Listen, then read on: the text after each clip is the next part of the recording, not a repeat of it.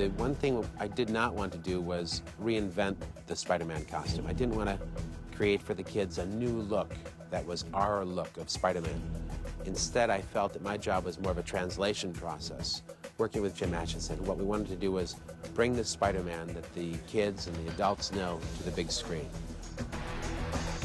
I looked at every comic. I looked extensively at all the illustrators of Spider-Man. I wanted to be very faithful to the fans, if you like. The Amazing Spider-Man! My name's the Human Spider. I don't care, get out there. No, he got my name wrong. Get out there, you moron!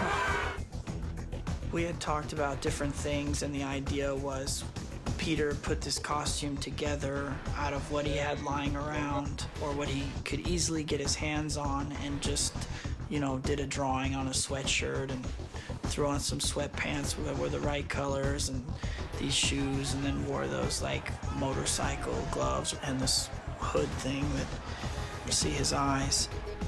In the real world movie of Spider-Man, which we tried to make it, it was important to have real good justification where this crazy outfit came from. These wrestling acts have the most outrageous outfits, and so he designed his own outrageous outfit, hence the Spider-Man costume. We tested for 4 months various treatments of the costume. Alex, take a step toward Chris. Tighter. That was quite a process. First, I had to do a full body cast, and then I also had to do the head cast. We needed Spider-Man to be a very lithe and agile character, yet we needed to make him look like he had the muscles that a superhero would have. And the two were in great conflict with one another. So Jim came up with a lot of great technologies working on the costume. One of the ideas we had was to try and make the web itself just slightly three-dimensional, so that the suit would have the texture of the web, and that proved to be a really difficult thing to achieve. I was very impressed with what they finally did with it. I think the thing that really stepped it up a notch for me is we were trying on all these different suits, and you know, it has the webbing in it. I tried suits on that the webbing was sort of part of the pattern, and then I tried a suit on where the webbing was three-dimensional. There are separate pieces like on top of the suit. That's what sort of put it over the top because it added dimension to the suit. Spidey's got to adjust his glasses. What we've done with the outfit is to overprint about 130 different silkscreen prints. The silk screening process embeds the color through the fiber so that when you stretch the fabric, it stays saturated with color. There were 147 screens for all the different parts and colors and pieces. The idea is that the shading that you see on the Spider-Man costume relates to the sort of muscle groups on the body, and that they move with the body. So although the suit is two-dimensional, we get a slight optical sense of three-dimensional. The company Oakley sunglasses made, that's where we got our lenses, and the frames and everything else were all taken from hand-sculpted bits that our sculptor, Ray Scott, had created over a year's time. These eyepieces are originally sculpted by hand, and then they poured a mold, and the frames are made from hard composite plastic. It was a real challenge to make the Spider-Man costume, to make it look alive and beautiful on film. We put the picture out on the internet and got this just tremendous response, amazing response. So that was very gratifying.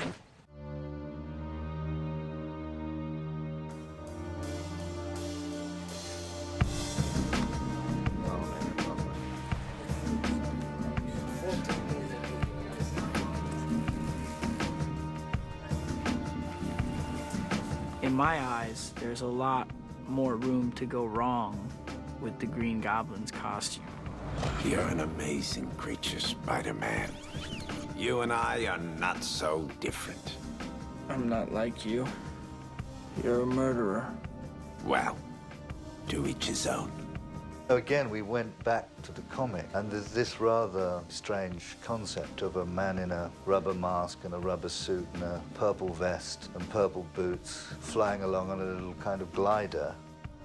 I mean, when you hear Goblin, you see Halloween, you see latex, you see you see the books, and the books were sort of, you know, the Goblin was pretty cheesy throughout history.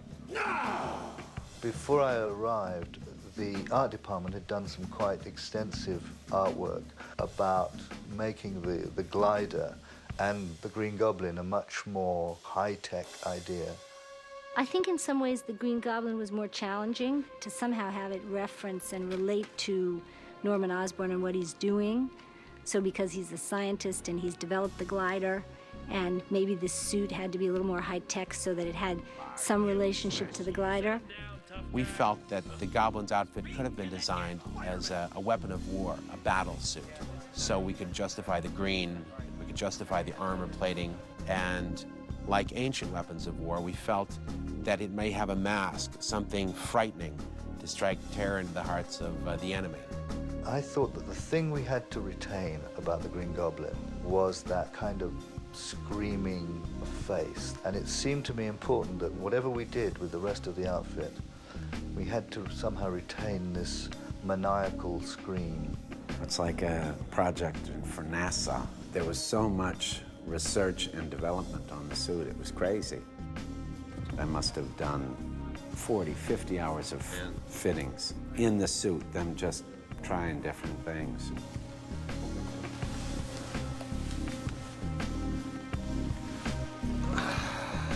So they had to play around with certain ideas of materials and how the suit would work. Jim tested many different fabrics. We tried leather, we tried all sorts of different fabrics, and they would look great here, and they look on camera, they just look dead. And this was the only one that seemed to have sort of reptilian look that he wanted.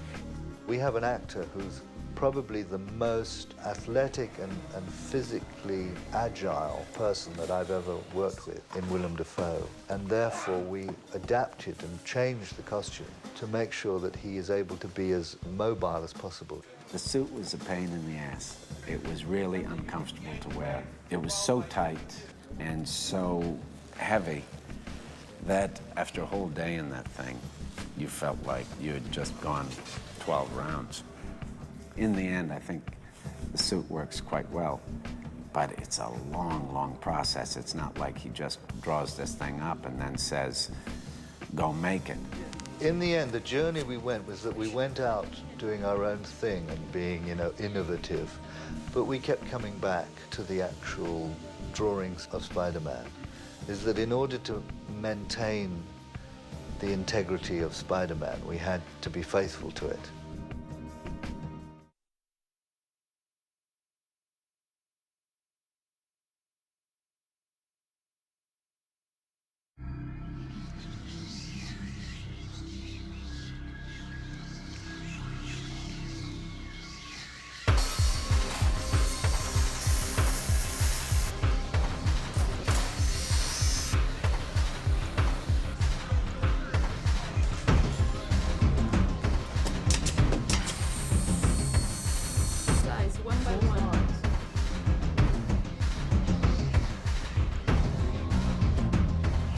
Sets were really fun to work on and really fun to see them build and exciting to see them go up.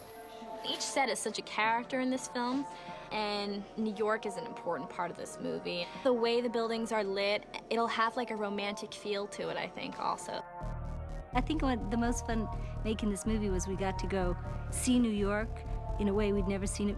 You don't usually get to see it. Usually you're walking around New York and you're looking up. We went on the tops of all these amazing buildings. Needless to say, we can't actually shoot on the rooftops of Manhattan, so it's been a real challenge from a production design standpoint. Neil Spisak truly loves New York, understands New York, and was able to bring his passion of New York to the film. A production designer is the person who works with the director and the director of photography and the producers and the visual effects team to conceptualize and make all of the ideas that everybody has in theory become actually materialized. Sam is a Spidey fan from way, way back, and His interest was extremely infectious, and it was sort of a bizarre road getting introduced to Spider-Man, actually. I mean, I knew Spider-Man from the TV series and from cartoons, but I had never really read comic books. And it was an interesting journey learning about who Spider-Man is and how he's portrayed in the comic books. I didn't feel it was proper to have a super stylized world, like a comic book world like you see in a lot of comic book films. I felt that the most important thing to do was to create a real world. There are parts of New York that are magical. So what we decided to do was just to create a whole city of those realistic, magical parts of New York. Once you conceptualize what the film is about and how the film needs to look and what locations, scenes actually take place in, then the execution process is a puzzle that you kind of work out piece by piece. How do you retain the control that a filmmaker needs to tell a story? Well, obviously the best place is on a soundstage, but the reality is that you can't just go into New York City and shoot anywhere you want to. So a lot of times you bring it back and you make it work because it's the only way you can retain control and get the shots you want to tell the story. I'm trying to spice up the area where Spider-Man plays a bit of his dialogue. Not that it's bad. Well, that isn't finished. I mean, I was just asking him for a little running water down here. each situation that Spider-Man is in is a different design. It has to accommodate that specific movement. That is what the movie's about, is Spider-Man being able to move through New York and the way he moves through New York and where he puts himself.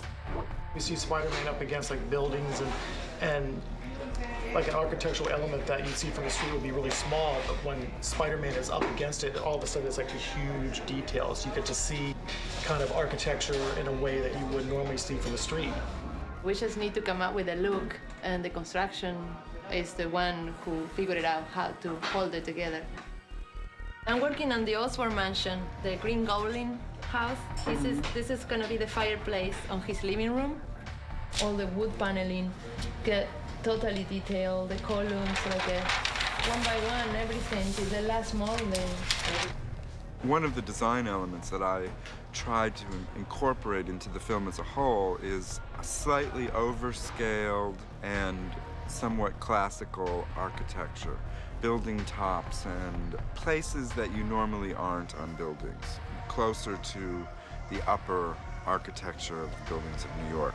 So the idea that this balcony is further up in the building rather than being down in the street, and the idea that you have an overview made it all the easier to incorporate the Goblin on its glider above the city, and the fact that Spidey could swing in from the upper parts of the city as opposed to being in on the street.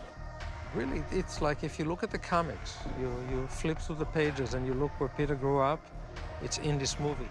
If you look where Peter went to school, it's in the movie. Where would a kid like Peter share an apartment today?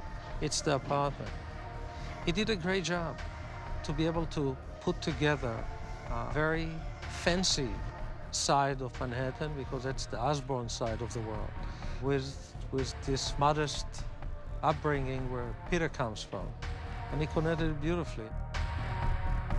What is Spider-Man's world? And certainly he exists at the rooftops of New York.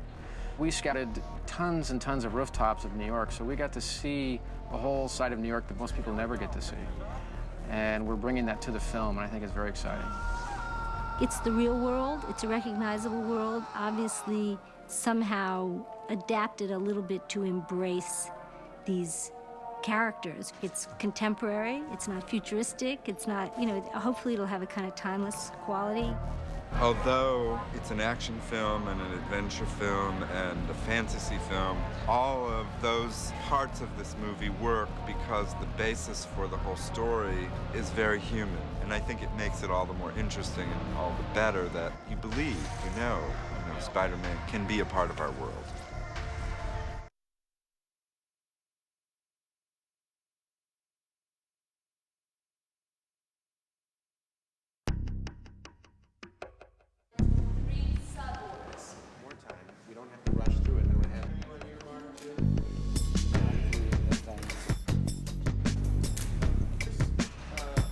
In this version of Spider-Man, it takes place in a genetics lab where they actually take different species of spiders and they remove their DNA and combine and make a new super spider that has a lot of these traits. that spider gets loose in the genetics lab, and fortunately, Peter Parker gets bitten by it.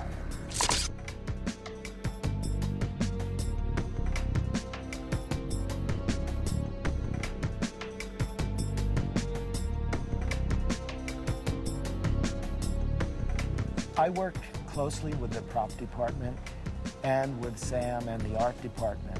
So there were a lot of decisions. There were many, many decisions. What kind of spider to use, what is the background, what kind of web to associate with, if there's a web. There were an incredible number of questions. And so when you see the final product, it looks like somebody just brought a spider out and that was it. But if you knew behind the scenes how much was involved, how many days were involved with all of that, it's quite an incredible feat just to do it.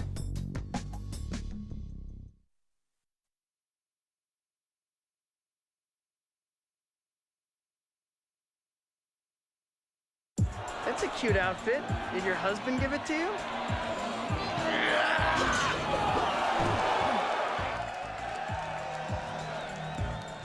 Oh, yeah, this is the Macho Man Randy Savage.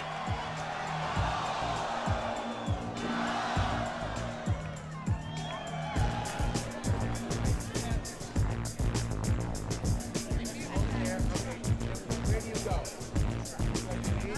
Show me how high that thing is when you raise it.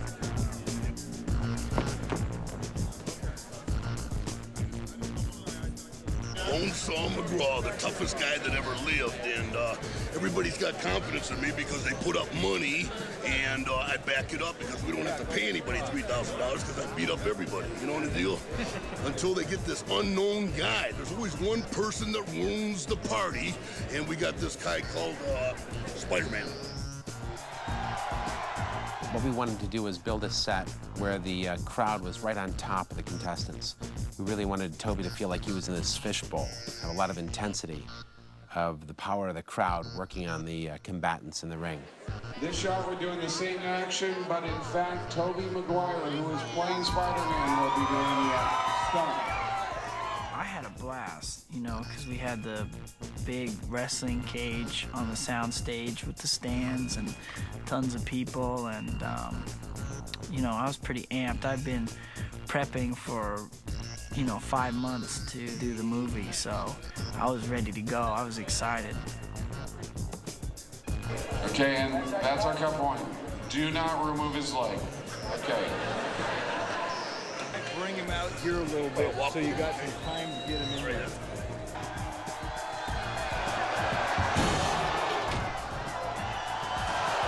The big concern I had was, what is Peter Parker feeling and thinking about these powers right now? How afraid is he of this wrestler? Exactly what does he know about his own capabilities at this time? Does he know that he can beat this guy? Can he beat the guy? Is he experienced enough? I was very careful to track with Toby his own self-awareness of the powers of Spider-Man at that time. And I think through the course of the scene, he learns that he's a much more powerful force than he ever dreamed he was. I think that helps kick off the fact that he becomes flush with himself. And it pushes him into committing the sin of pride. That sin is something he'll pay for the rest of his life.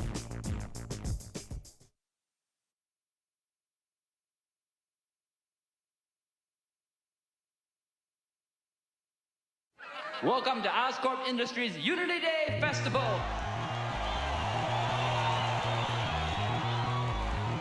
Okay, here we go.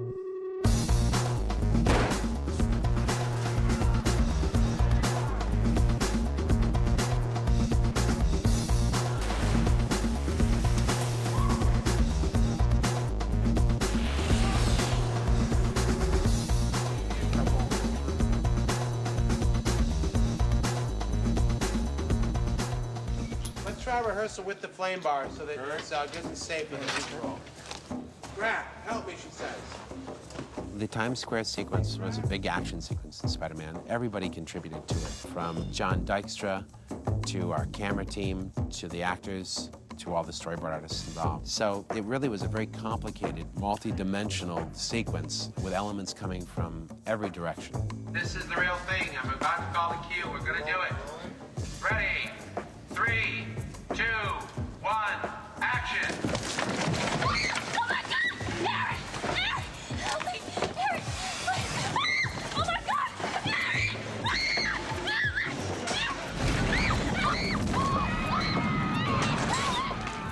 Kirsten Dunst was out on that balcony, and she really is like 2 stories up. So there's an element of danger to it, and that's what was the most concern for me. But she was such a trooper. She never complained and just went for it all the time. Now, okay, cool. I'm not sure when the lights break off. It's great. We're not They done have yet.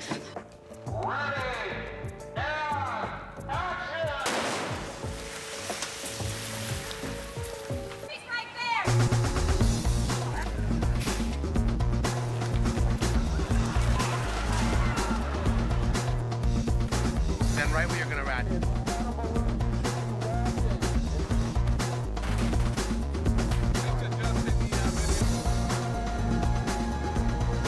We'll meet again, Spider-Man!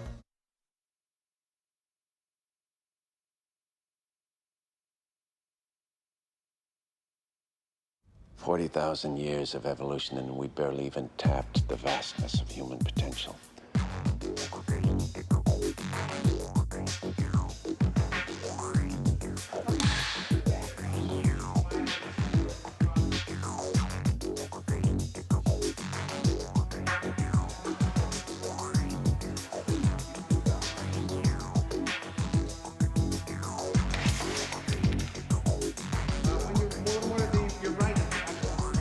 A few hours later, you'll do that part.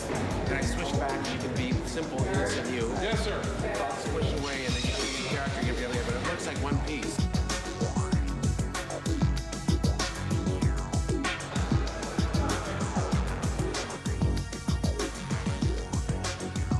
It's kind of an old-fashioned, like, Universal horror movie scene, where the scientist decides to experiment on himself to save his corporation. They're about to pull all the funding, so he sends himself in as a guinea pig to prove that he was right. 2 weeks, this project, this entire company will be dead. Sometimes you gotta do things yourself. Get me the promochloroparazine. For what? It begins catalyzation when the vapor hits the bloodstream. The moment you come here and you hit this, that bed goes in, right? Correct. Now you know that they can't close those doors until the bed is in. You're gonna have to time it right before the bed gets to the end. Tell it to close the door. Okay. Don't tell it to close the door at a time when they can't close the door. You're waiting, the smoke clears, and when it clears, we're gonna see him shaking. He inoculates himself with this gas, this super soldier gas, and it has bad side effects, as they had feared it would. Cut. What's the cut? Ready, check it.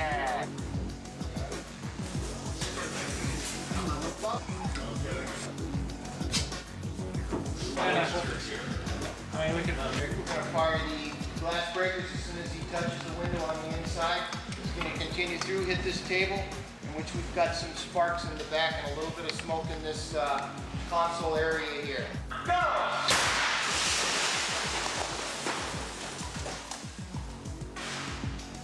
The thing that I remember most is it's the first time I ever was on one of those wires where you go up flying through the air. So that was interesting, because I didn't really get any practice on it. Wow. Good. It's kind of cool. That's great. Sam wanted a huge leap through the air and then to come right in front of the camera in one shot, and then come into a huge close-up, have a moment, and then get ratcheted out.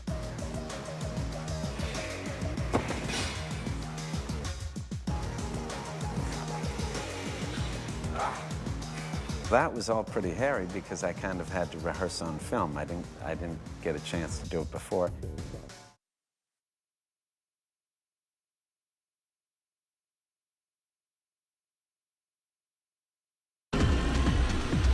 Hello, my dear.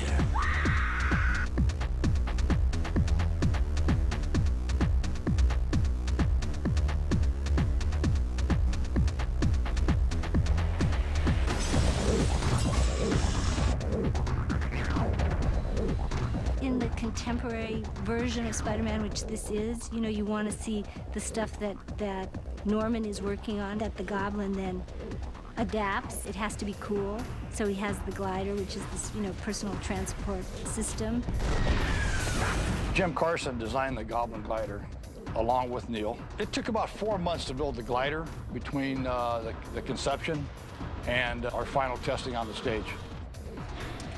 The original concept that Sam Raimi wanted to keep was that it was much like a snowboard, a flying snowboard, that kind of thing, kind of hip, kind of cool. We're trying to just go blue sky and come out with a lot of different concepts. Sam kind of channeled us in more towards the original glider that's in the comic book as far as the feel. And what that is essentially is a rocket tube with a couple of these kind of bat wings that look like they're made out of 2x4s. So what we attempted to do is still stay true to that, so it was still the Goblin glider that you see in the comics, just updated and a little cooler. And what I originally did is I did just old-fashioned pencil sketch of it for the original design and painted it in the computer. It was quite a complicated rig to design this thing that would fold and open up and fly without anybody getting hurt on it.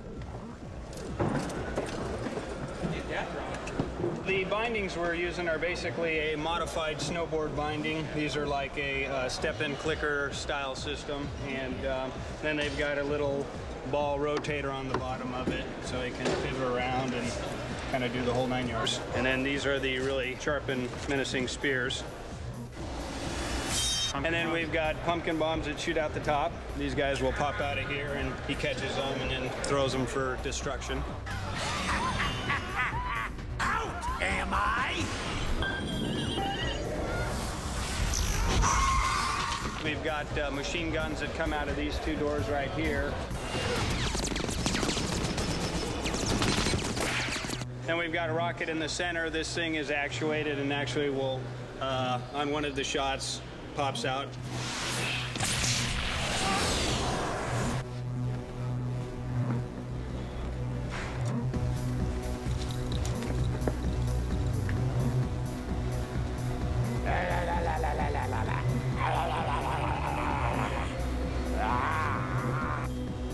Okay, there.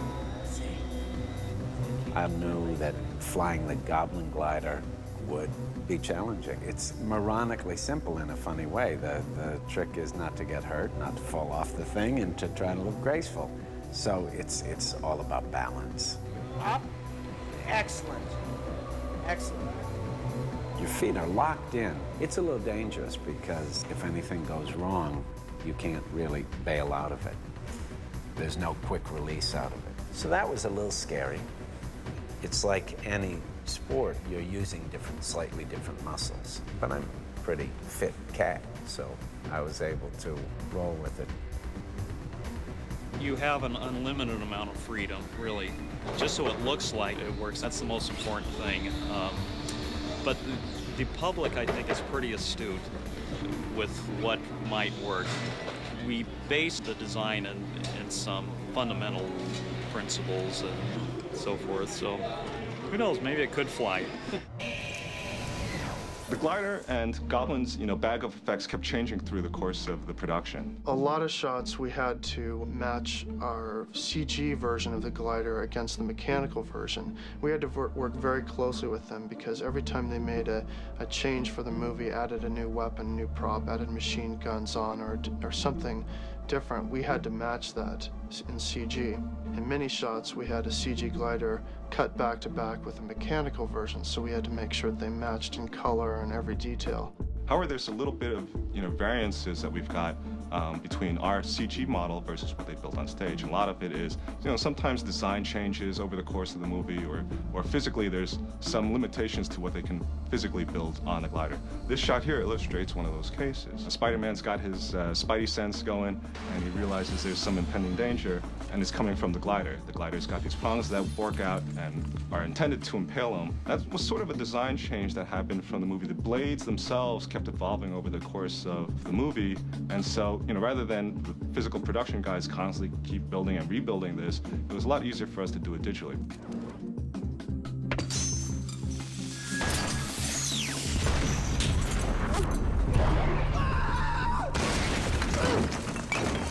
Green Goblin, he's got this pumpkin bombs that he grabs, and they articulate into a whole bunch of different types of weapons. This pumpkin bomb is just an explosion pumpkin bomb. It truly is a bomb. In this case, it's going to blow up the balcony building that MJ and some of our other characters in the movie are standing on.